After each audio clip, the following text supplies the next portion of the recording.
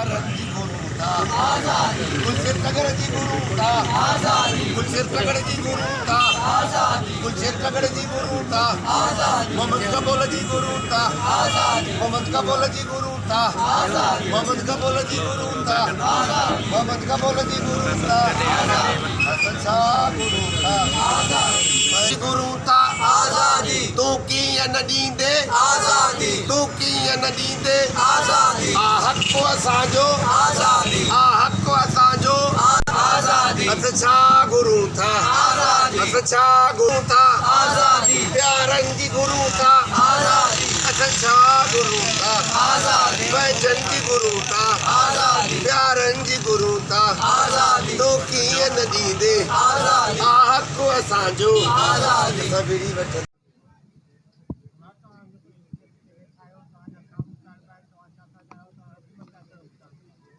असांजो मुतालबो सभा जो वाज़े ऐं चिटो मौक़िफ़ आहे। कराची जे अंदरि असांजी कैंप जेका आहे मुसलसल लॻल आहे, उहा जिदोजहद असांजी हले पई थी। उन खां पोइ सिंध सभा जे प्लेटफॉर्म ते फ़ैसिलो कयोसीं त हर डिस्ट्रिक्ट वाइज़ जेको आहे असां हर डिस्ट्रिक्ट में वेंदासीं ऐं असां हीउ जेको सिंध जो केस आहे इहो खणी उन्हनि माण्हुनि ताईं पुॼंदासीं ऐं उन्हनि खे ॿुधाईंदासीं त हीअ असां सां नाइंसाफ़ियूं जेके हलनि पियूं थियूं। जंहिं करे सिंध सभा हैदराबाद खां सांगड़ मुख़्तलिफ़ ज़िलनि खां थींदे अॼु जेको आहे हीउ मटियारे ज़िले में पुॻा आहियूं। असांजो चिटो वाज़े मौक़िफ़ इहो आहे त बाबा ॻाल्हि इहा आहे त तव्हां क़ौमी कारकुननि खे जेको गिरफ़्तार कयो आहे, असां पुछण था चाहियूं त कहिड़े ॾोह में कहिड़े सबब जे कहिड़े कानून तहत तव्हां राति जे अंधेरनि में नकाब हणी असांजे सालनि जा साल गुम करे छॾियो था। ठीकु आहे, असांखे तव्हां चओ था तव्हां असांजे उन आइन खे उन शयुनि खे नथा मञो। मुंहिंजो हिकिड़ो निमाणो सुवालु आहे अव्हां सां, तव्हांजो आइन ठहियलु आहे, तव्हांजा इदारा आहिनि, तव्हां जूं अदालतूं आहिनि, छा तव्हांखे उन्हनि ते एतमाद नाहे पंहिंजी अदालतुनि ते? जो कानून में इहो आहे जंहिंखे तव्हांखे अरेस्ट करिणो आहे 24 कलाकनि जे अंदरि तव्हांखे कोर्ट में पेश करिणो आहे। जेके गुमशुदा जेके असांजा नौजवान आहिनि उन्हनि खे आज़ादु कयो वञे। अॼु मटियारी में सिंध सभा जे तरफ़ां जेका हीअ कैंप लॻी आहे उनजी असां जेके मटियारी जा वासी ऐं गुलशेर टगड़ जो भाउ सिकंदर टगड़ ऐं हिन प्लेटफॉर्म ते अपील था करियूं आला अदालतनि खे ऐं कानून लागू इदारनि खे त ख़ुदारा गुलशेर टगड़ समेत जेके बि असांजा जेके गुमशुदा नौजवान आहिनि उन्हनि खे आज़ादु कयो वञे। जेकॾहिं उन्हनि ते के बि ॾोह आहिनि त उन्हनि खे कोर्टुनि में पेश करे ऐं उते ई जेकॾहिं क्रिमिनल के बि एक्टिविटीज़ आहिनि उते पंहिंजो जेको पेश कयो वञे। सिंध सभा पारां लॻायो आहे ऐं सिंध सभा पारां डिस्ट्रिक्ट हेडक्वार्टर्स में ही असांजो 13हों धरणो आहे। असांजी कैंप कराची प्रेस क्लब आॾो 1 जून खां लगातार इन एहतजाज में आहे त सिंध मां खंबे गुम कयल समूरा सिंधी नौजवान आजा करियो ऐं जे अव्हां जे आइन ऐं कानून जी रोशनीअ में उन्हनि ते के ॾोह साबित थियनि था त उहे अव्हां पंहिंजनि अदालतुनि में पंहिंजनि वकीलनि जे थ्रू साबित करे ॾेखारियो, पोइ भले उन्हनि जी जेका बि सज़ा हुजे उहा असांखे क़बूल आहे।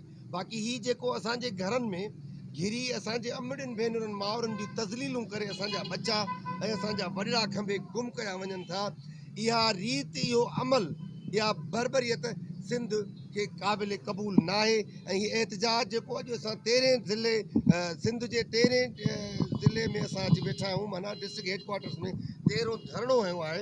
असां सिंध जे समूरनि ज़िले हेडक्वार्टर्स में तरतीबवार वेंदासीं ऐं इन ज़ुल्म ऐं बर्बरियत ख़िलाफ़ ऐं सिंध जे हिन केस खे पहुचाइण जे लाइ त सिंध मां खंबे गुम कयल सिंधी नौजवाननि खे पधिरो कयो, उन्हनि ते जे कुझु साबित थिए थो त उन्हनि खे तव्हां कोर्टुनि में पेश कयो। इहो ई मुतालबो आहे।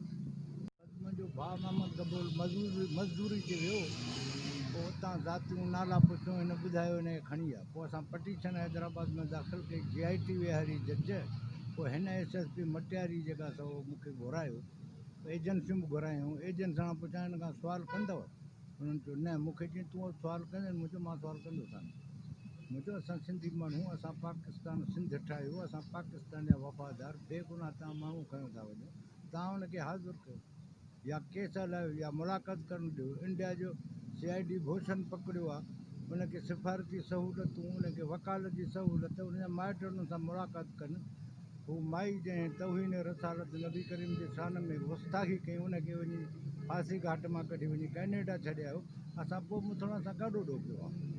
तव्हां केस हलायो, जवाब ई कोन मूंखे ॾिनो। इन करे ऐं हिते आयो आहियां त असांजा जेके नौजवान ॿिया बि सिंधी असांजा ॿाहिरि बचा आहिनि, सभिनी खे आज़ादु कयो, मुंहिंजे भाउ खे बि आज़ादु कयो।